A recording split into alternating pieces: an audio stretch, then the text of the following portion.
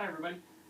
In this video I want to clarify some of the things we did today in our Who is UN lecture. In particular, I'm going to show you a lemma that we were using in at least one instance today, but we can show it in a lot more generality here. So the lemma I want to show you says the following. If you start with two positive integers, n and d, such that d divides n, then the cyclic group of order n is automatically going to contain a subgroup of order d, but it's going to be a unique subgroup of order d. So we've actually used this before. We said, okay, you have say a cyclic group of order 15, you want to get an element of order 3. If it's generated by x, you just take x to the 5th.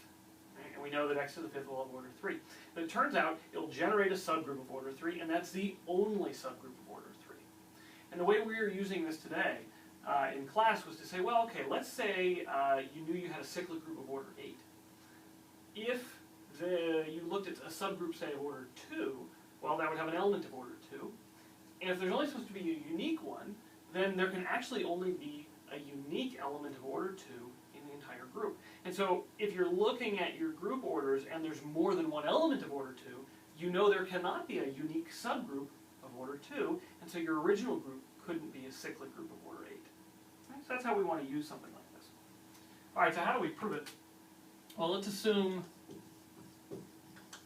that Cn is generated by an element x. So it's a cyclic group of order x. The order of x, of course, will then be n, which means x to the n is going to be e, and no smaller positive power is going to be e. We want to know if we can get a unique subgroup of order d. Of course, the existence, that's not the problem. The subgroup we get by taking x and raising it to the n over d power is going to have order d. If I raise this to the dth power, I'm going to get the identity element. Alright, so existence not an issue. The real question is, how do we know this is the only subgroup of order d? Well, let's assume we had another one. So let's let a subgroup, say, generated by y, have order d.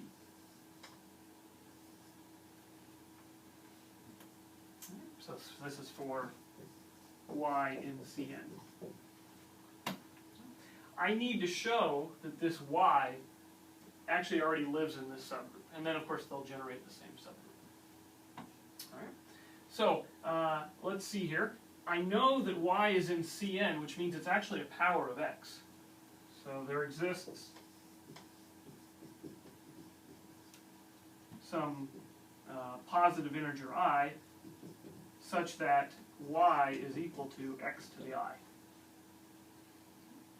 Now I know that y is supposed to have order d, so y to the d is going to be x to the id, and that's of course going to equal the identity element, because y had order d. Now, this tells me that if I raise x to the idth power, I get the identity element. We know what the order of x is. The order of x is n.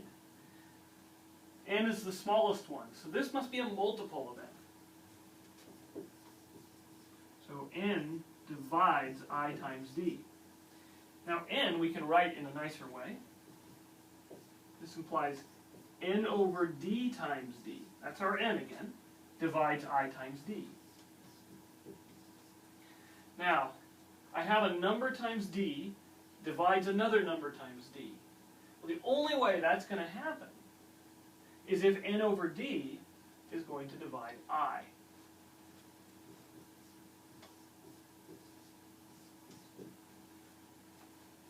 So what does that tell us? Well, if n over d divides I, then I is a multiple of n over d, which means that x to the I is a power of x to the n over d.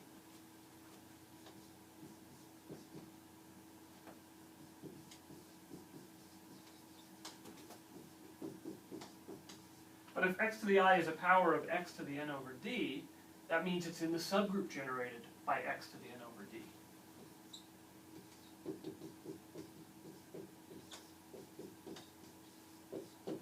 And And that's what we needed to show. So we're able to prove that there is a unique subgroup for any integer dividing the order of a cyclic group. Right? It doesn't work if you don't have cyclic groups here, right? But for cyclic groups, we know automatically for any divisor of the group order, there will be a unique subgroup.